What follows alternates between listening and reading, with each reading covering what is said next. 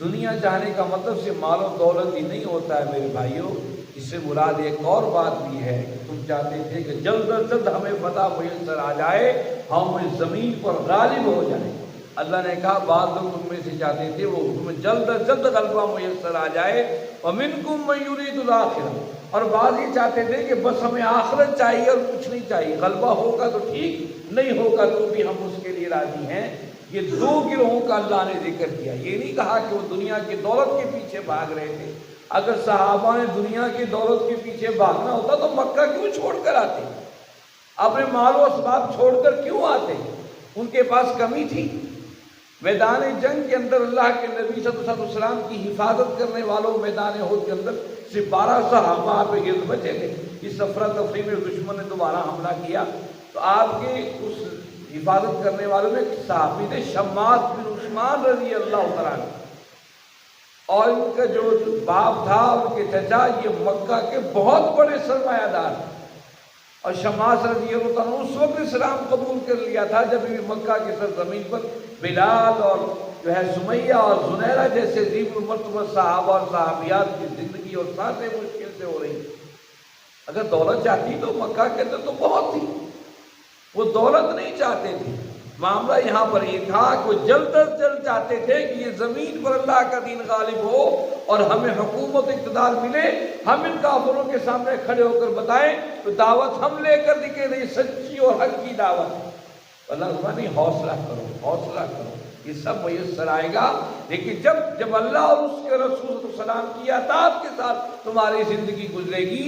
اگر تم اطاعت کے ساتھ زندگی نہیں گزارو گے تو منصب صحابیت پر ہی کیوں نہ فائز ہو تم ناکام ہو، اور یہ قیامت تک اس امت کو سبق دینا تھا، غلبہ تمہیں ہی میسر آئے گا۔ پیچھے ہم نے پڑھا نہیں وَلَا تَحْزَنُوا وَلَا تَهِنُوا وَلَا تَحْزَنُوا وَأَنْتُمُ الْأَعْلَوْنَ، غلبہ تمہیں ہی ملے گا، یہ اللہ کا وعدہ ہے۔ لیکن اللہ چاہتے ہی ہیں تمہاری عملی زندگی میں کہیں اللہ اور اس کے رسول کے احکامات بھی ہیں۔ ہم صبح سے لے کر رات تک کی اپنی زندگی میں سوچے تو صحیح، کبھی ایسا موقع بھی ہوتا ہے ہوا ہے جو ہم نے اللہ اور اس کے رسول کے لیے کوئی خاص کام کیا ہو؟ کبھی یہ بھی سوچا کریں سارے دن کی محنت و تھکن کے بعد جب رات کو بستر پہ لیٹتے ہیں سوتے ہیں، ذرا کبھی اپنے آپ کو سامنے بٹھا کر سارے دن کا جائزہ لیا تو کرے، کوئی آج سارا دن میں 24 گھنٹوں میں کوئی ایسا کام تو اللہ اور اس کے رسول کے لیے کیا ہو۔ یہی ہمارا وہ جمع خرچ ہے، اس کا فرمایا ثم صرفکم عنہ، اس وجہ سے ہم نے تمہیں پھیر دیا، تم الٹے پاؤں پھر گئے، عنہم لیبتلیکم، یہ بھی تمہارے لیے آزمائش تھی۔ یاد رکھیے کافروں کے لیے عذاب ہوا کرتا ہے اور اہل ایمان کے لیے آزمائش ہوتی ہے، یاد رکھیے۔ زلزلہ آیا تھا کشمیر کے اندر، یہ کسی جگہ کے فلسطین کے حالات ہیں جیسے بھی ہیں، تو لوگ کہتے ہیں یہ اللہ کا عذاب، یہ اللہ کا عذاب کافروں کے لیے ہوتا ہے، یاد رکھیے۔ مومنوں کے لیے اللہ نے کہا آزمائشیں ہوا کرتی، وہی ایک چیز کافروں کے لیے عذاب اور وہی چیز اہل ایمان کے لیے آزمائش ہوتی ہے۔ اللہ جوڑ کے دیکھنا چاہتے ہیں یہ جو میرا بندہ ہے یہ کہاں تک اس صبر کے ساتھ رب کی طرف رجوع کرتا ہے۔ اللہ نے فرمایا وَلَقَدْ عَفَا عَنْكُمْ، اس کے باوجود، اس کمیوں کے باوجود میں نے تمہیں معاف کر دیا۔ وَاللَّهُ ذُو فَضْلٍ عَلَى الْمُؤْمِنِينَ، اللہ بہت بڑے فضل والے ہیں اہل ایمان پر۔ فضل سے مراد فضیلت بھی ہے، فضل سے مراد دنیا کی عزت بھی ہے، اور فضل سے مراد روپے اور پیسہ بھی ہے۔ یہ سب کچھ تمہیں میسر آئے گا، لیکن بنیادی چیز یہ ہے اللہ اور اس کے رسول کی اطاعت۔ آگے دیکھیے فرمایا اذ تُصْعِدُونَ، جب تم چڑھ رہے تھے، وَلَا تَلْوُونَ، اور مڑ کر دیکھتے نہیں تھے، عَلَىٰ أَحَدٍ، ایک دوسرے کو، وَالرَّسُولُ، اور رسول يَدْعُوكُمْ، تمہیں پکار رہے تھے، فِي أُخْرَاكُمْ، تمہیں پیچھے سے، فَأَصَابَكُمْ غَمًّا بِغَمٍّ، فَأَصَابَكُمْ، تمہیں پہنچا تھا غم کے بعد ایک غم، لِكَيْ لَا، اس لیے غم آ رہے تھے، تَحْزَنُوا عَلَىٰ مَا فَاتَكُمْ، لَا تَحْزَنُوا، لِكَيْ لَا تَحْزَنُوا، تاکہ تم غمگین نہ ہو، عَلَىٰ مَا فَاتَكُمْ، اس چیز پر جو تم سے چھوٹ گئی ہے، تم سے لے لی گئی، وَلَا مَا أَصَابَكُمْ، اور نہ اس پر جو تم پر مصیبت آ گئی، وَاللَّهُ خَبِيرٌ بِمَا تَعْمَلُونَ، اللہ باخبر ہے جو کچھ تم کرتے ہو۔ یہ بڑی سخت آیات میں سے تُصْعِدُونَ، صعود سے نکلا ہے، ترتیب سعودیہ آپ نے پڑھا ہوگا، صعود چڑھنے کو کہتے ہیں۔ اب پہاڑ تھا، اس کے پیچھے احد کا، تو اس کے اوپر چڑھ رہے تھے، اور سائدون کا مطلب ایک یہ ہے کہ کھلے میدان کے اندر پیچھے کی طرف ہٹ جانا۔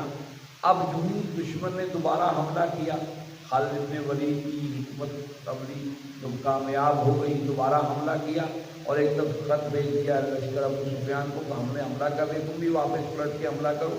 اب اس سینڈوچ کی طرح یہ مٹھی پر جماعت پھنس گئی آپس کے اندر، ایک ایسی افراتفری مچی کہ سمجھ نہ آئے۔ کچھ اہل ایمان تو اللہ کے نبی صلی اللہ علیہ وسلم سے ڈٹ کے کھڑے ہو گئے، 10 یا 12 صحابہ ڈٹ کے کھڑے ہو گئے۔